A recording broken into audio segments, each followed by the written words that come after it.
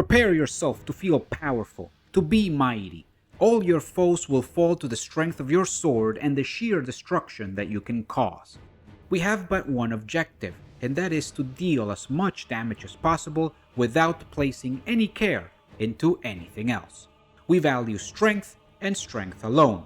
I sure hope that you did not put any points into dexterity. This is a pure strength build that focuses on my favorite weapon in the game, the Dragon Bone Smasher.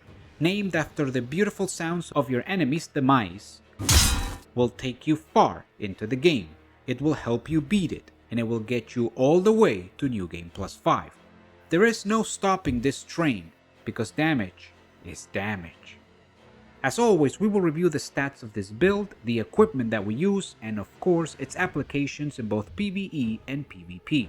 Since there is a lot of ground to cover, I have created timestamps in the description of this video in order to make it easier for you to navigate the content and to give you the opportunity to skip straight to the part that interests you the most.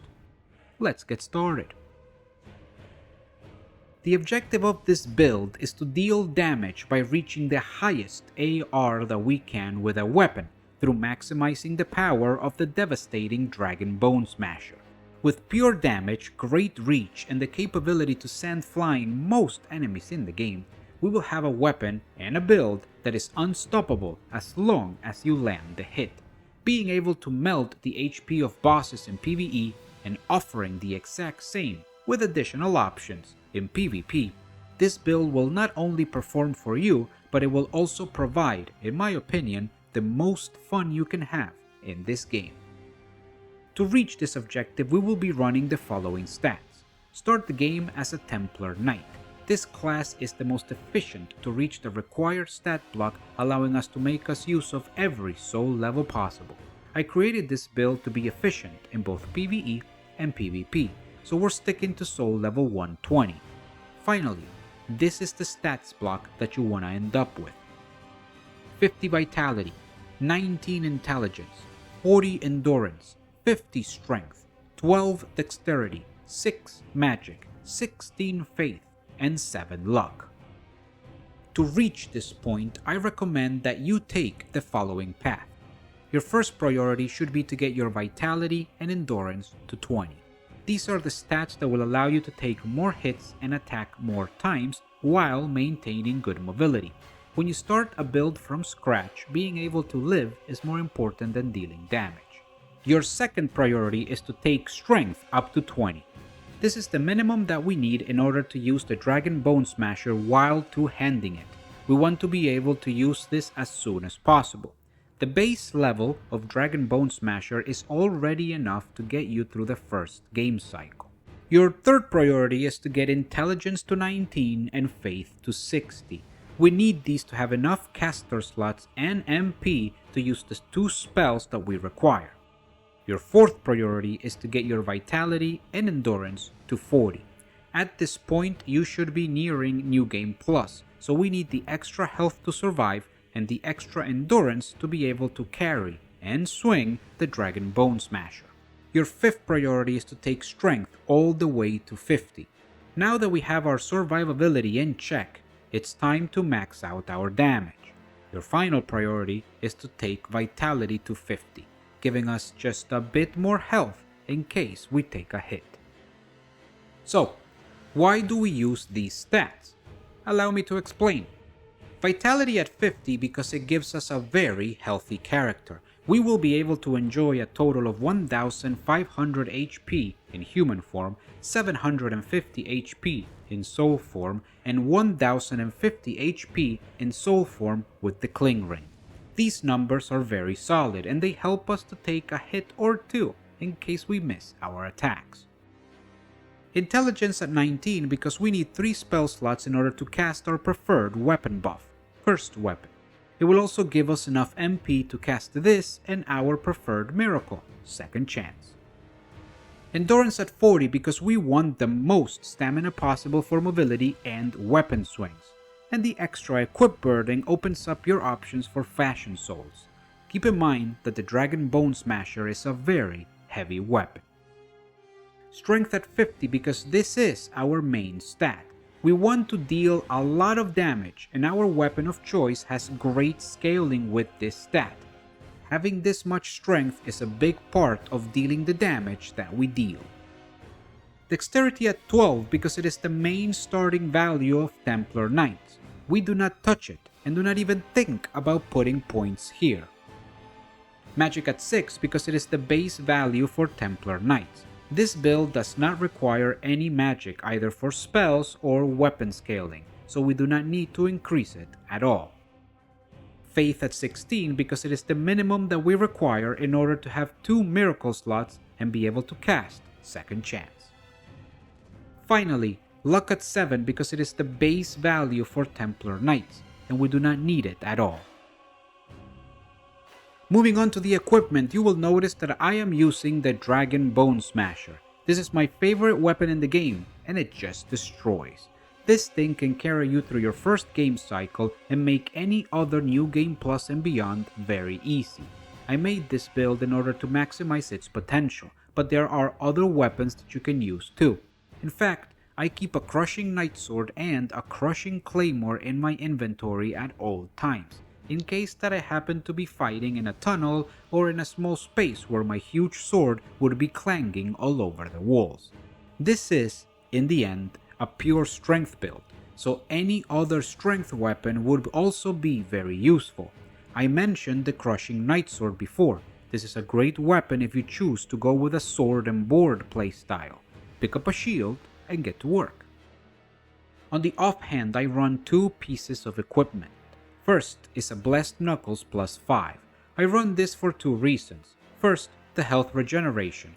Running around with the Dragon Bone Smasher is sometimes dangerous. You might take a hit or 2, especially if you miss your attacks. For this reason, a little health regeneration goes a long way to mitigate the damage that you take. The second reason is simple. I can still parry with this thing. My second offhand equipment is the Talisman of Beasts. We are obviously using the cracked version by keeping our stats under requirement. We will still be able to cast the spells we need, and we will take reduced damage loss from cursed weapon. A cracked Talisman of Beast means that we use it without meeting the stat requirements, but even without meeting them, the game still allows us to cast spells through it. Surely, spells that have some sort of scaling will be very weak, but spells that do not require any scaling to be strong, like buffs, work really well with it. Not only that, but when we cast Cursed Weapon through a cracked Talisman of Beasts, we get the full damage boost while only losing 1 HP per second, instead of the normal 1% HP per second. This is great synergy.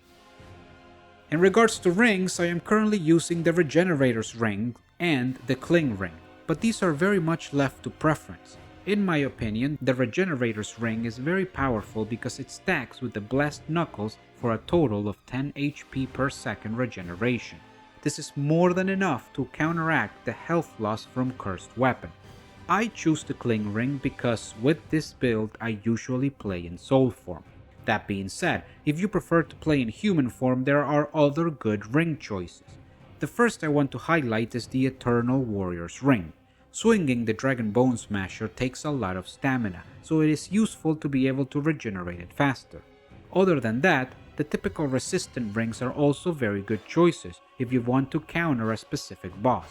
Ring of Magical Dullness and Ring of Fire Resistance can provide the defense that you need to be able to take just one more hit. Moving on to spells, the standard setup is Cursed Weapon for damage and Second Chance for survivability. Generally speaking, I will tell you that there are other good options for spells, and there are, but in this particular build, the value that we get from both of these spells is too good to sacrifice. A max upgraded Dragon Bone Smasher with 50 strength has about 530 AR. If we add the 50 AR from Cursed Weapon, that is a total of 795 AR. Let me remind you that this is pure physical damage, not split damage. We only have to go through one type of defense, and that leads to massive numbers. The other spell is Second Chance. Listen, if you want to use other utility miracles, go for it. but Second Chance is just too much defensive value and it gives you too much survivability to pass up. It is hands down the best miracle in the game. Finally, the armor. The good news is that it is completely irrelevant. This means that you can wear whatever it is that looks better on you. I choose to go with a shirtless approach in order to take my equip burden down in what looks to be like tight leather pants. Yes, that is the last image I want enemies to see as I run up to them with a massive chunk of steel. That being said, you should wear what you believe looks best on your character. Have some fun with it. This build and the Dragon Bone Smasher are perfect for PvE. The damage values that you can put out are just astounding, and there are very few normal mob enemies that can withstand more than one hit of this beast. As for bosses, they do not have enough health in the first game cycle to provide an actual challenge, and if you're smart about upgrading your Dragon Bone Smasher as much as possible, you will quickly see that bosses are reduced to a pile of disintegrating souls with very little effort. It does take some time to reach the weapon on your first playthrough, and if you're not careful you can even miss it by being locked out of it through the world tendency system. So do be careful. Once you have the weapon in your possession, things get a lot easier. That being said, I do have to warn you, the Dragon Bone Smasher is what we know as an ultra greatsword. It is slow and its attacks have a lot of recovery. Missing with this weapon is a costly mistake. Just because it makes the game easy, it does not mean it is effortless. As a player, you still need to understand enemy attacks and patterns in order to know when it is the right time to strike. My favorite strategy is to use the running attack, but if you have the opportunity to attack multiple times, I recommend that you do R1 into R2. I am not a fan of the second R1 of the Ultra Greatswords in Demon Souls. Most often than not, your first R1 will knock the enemies back, but if you find yourself in an opportunity for a combo, remember the R1 into R2 for more damage and higher fluidity. I mentioned this before and I will do so again. It is a good idea to keep a faster side weapon in your inventory just in case you find yourself in an overwhelming situation. I recommend the Crushing Knight Sword, but the Claymore is also a very reliable choice. If you choose to take this build online for some jolly cooperation, your host will thank you. If you manage to keep your world and character tendency white, and you add the power of the Allies Ring, different attack bonuses will stack with this build, allowing us to reach damage numbers that, honestly, should not be possible. As a co-op phantom, your value will be tremendous as you eradicate the bosses with little to no action needed from the host. If you're looking for a build to help carry a friend through the game, look no further. When it comes to PvE, damage is king, and this build brings all the damage to the table. Now if you're feeling some invasions, whether you invade or are invaded, then this build is also very good. That said, you need to be aware of the differences that PvP brings to the table. Listen, most human opponents are not going to get hit very often by the Dragon Bone Smasher. You can't just R1 your way to victory. If you choose to use this weapon in PvP, you will have to put a lot of work into it. There are two things that are very important. Know how to dead angle and be creative in your offense. Dead angling is a technique in the game in which you are able to attack an opponent's flank, going around its shield in a way that your hitbox strikes the opponent in an area where the shield hurt box is not present. The technique itself is not too hard to execute, but it does require some practice. Nevertheless, it is a requirement if you plan to participate in PvP with the Dragon Bone Smasher and expecting any kind of success. On the other hand, I also mentioned that you have to be creative. You are not going to get anywhere by just walking up to your opponent and trying to R1. You're going to have to incorporate running attacks as well as backstep attacks into your offense. You're going to have to be smart and try to surprise your opponent by swinging around corners. If you can attack an unsuspecting opponent, the damage is going to be great. Hell, you may even launch them off the level. But if they know you are coming, you need to be smart. If this does not sound good to you, then we need to switch weapons. Going with a crushing knight sword for PvP is a very good choice. Straight swords in this game are very good. Too good, some would say.